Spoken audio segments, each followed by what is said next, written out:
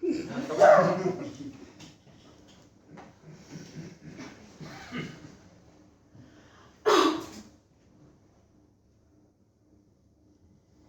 So, is it rolling?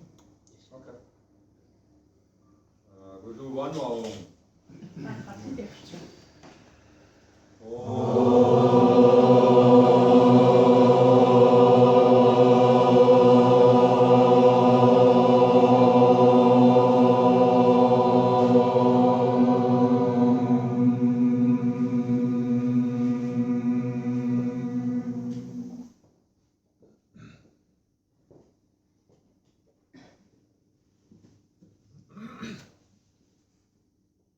I am the Ascended Master Gautama Buddha.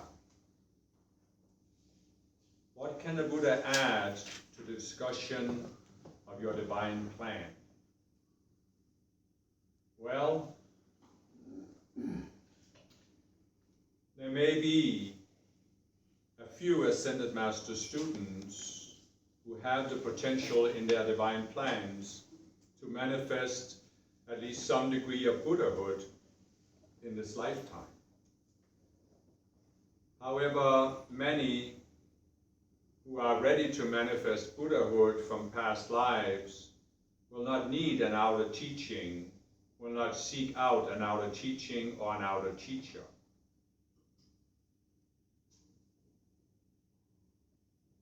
Nevertheless, I will give some thoughts about what is the difference between Buddhahood and Christhood. Although we have talked about this to some degree not so long ago. What I wish to discourse with you on this time is that Christhood is a more outgoing activity. Buddhahood is a more ingoing activity. You might say that Christhood is the out-breath and Buddhahood is the in-breath. So, when you came to this planet as avatars, you were in the Christhood phase. And in a sense, you breathed yourself out to take embodiment on earth.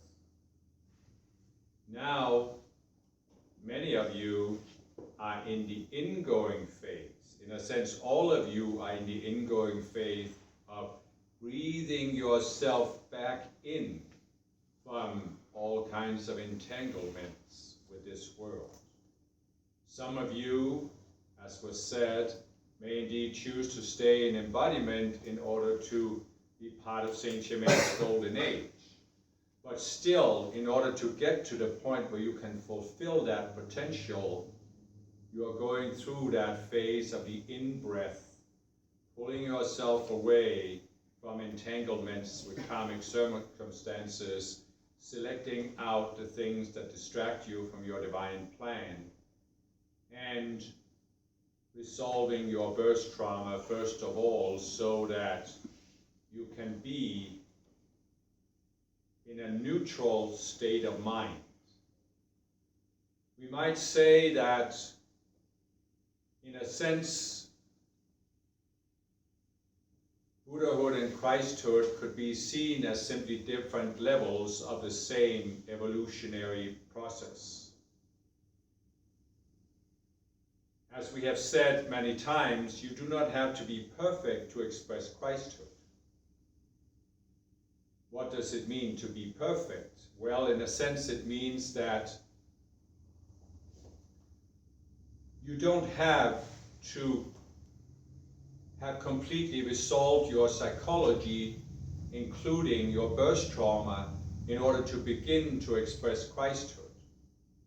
That is what we have expressed, that you should not be afraid to express the Christhood, and that you need to begin to do so without thinking you have reached some ultimate stage. Now, Buddhahood is, of course, also, regardless of what has been projected by the religion of Buddhism, not an ultimate stage. As we have said, nothing that happens on earth is ultimate. And even in the ascended realm, there is ongoingness. So how could anything ever be ultimate? How could enlightenment be ultimate? How could nirvana be some static state? And so there comes that point where you have resolved a very high degree of your psychology, including your birth trauma and your separate selves. And then you could call this the higher stages of Christhood, because there is now very little resistance in your four lower bodies to the light flowing through you. But that is also the point where you can begin to shift, some of you, not all of you, because many of you have it still to be active in society, but some of you can begin to shift more into the Buddhic consciousness, the Buddhic awareness. And it is not that the Buddha cannot be active in society, but the Buddha perhaps finds a different way to be active in society. And this is a very subtle thing and a very individual thing. But you can see the difference in the life of Jesus, where he was outgoing, going out, meeting the people, often confronting them, whereas I, as the Buddha, created an ashram and let the people come to me. And this is somewhat the differences between two approaches, where in a sense the outgoing Christ is like the outgoing aspect of God the Father, and the expansive phase, and the Buddha is like the mother, the ingoing, the contracting phase, the out-breath and the in-breath. And so some of you will come to a point where you begin to realize that it is no longer really so important what you do on the outer. This doesn't mean you have to withdraw from active life in society and create an ashram or live in a secluded setting. You may still live a quote-unquote normal life, having a family, having a job, having a career of some kind, but you're doing it in a different way because you are realizing that these outer activities do not define you. And therefore they are not pulling all of your attention into these outer activities. Often during this Christhood stage, you are very, very focused on what you are doing, and your entire attention is pulled into it. You are, in a sense, absorbed by the activity. When you reach Buddhahood, it is almost as if you can be partaking of some activity, but there is a part of your mind that isn't absorbed in it.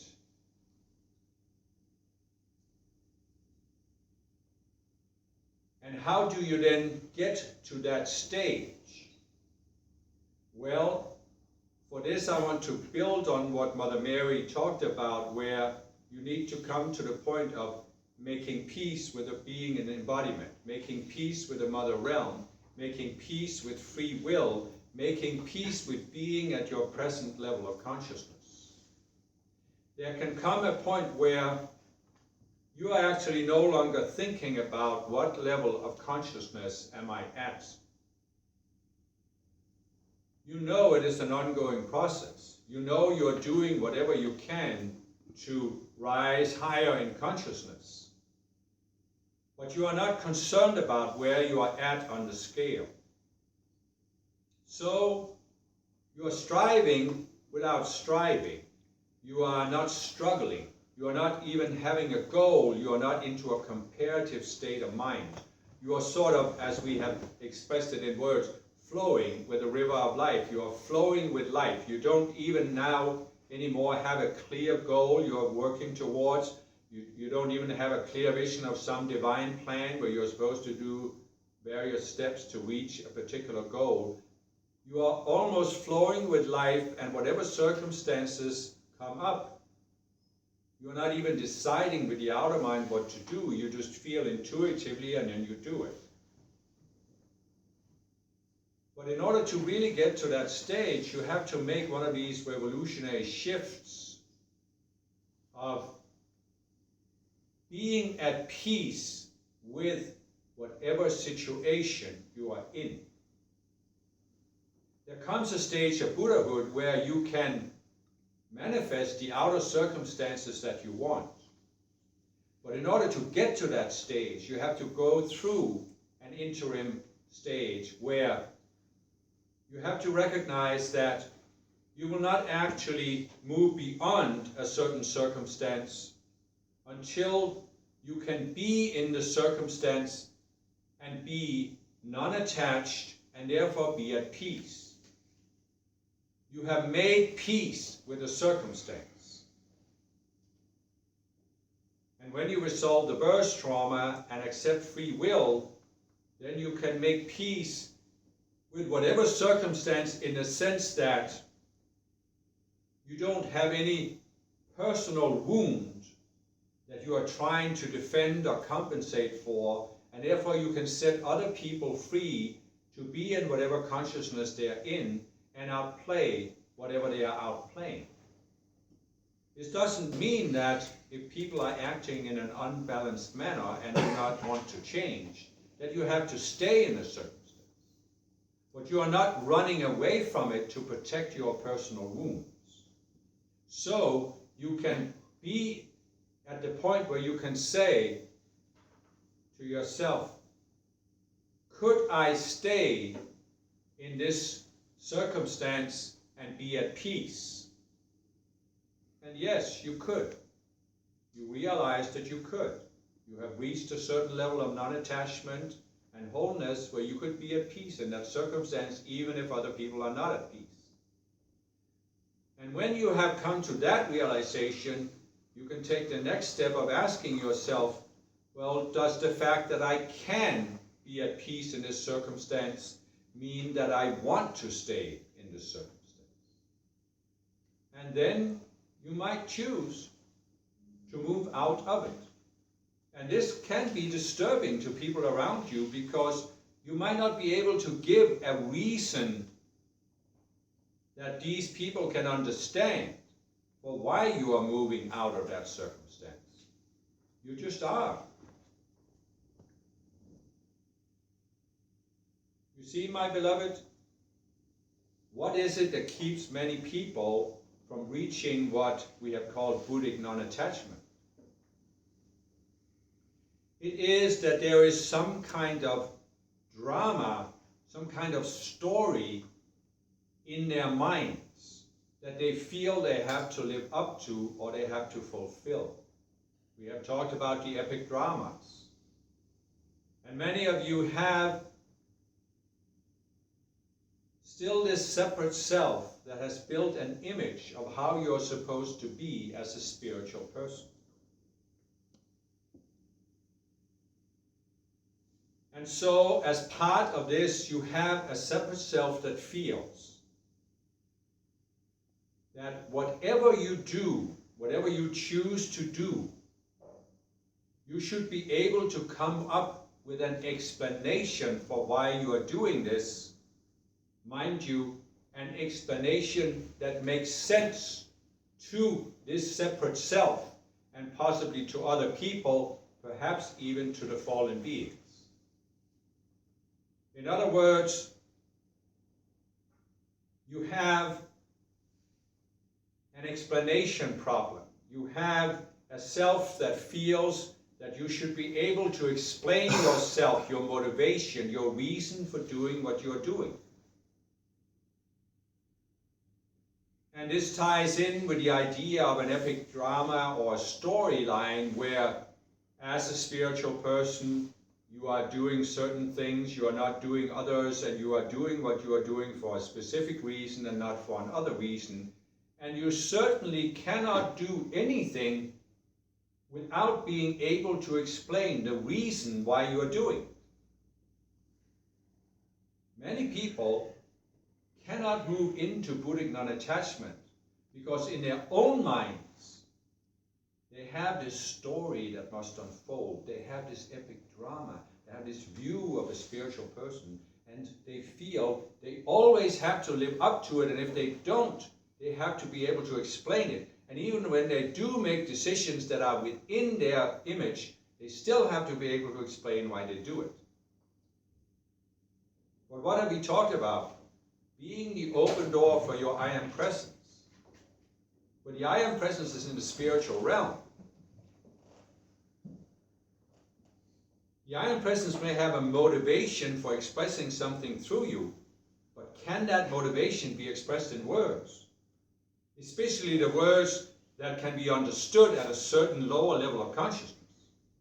We have talked about expressing your divine individuality.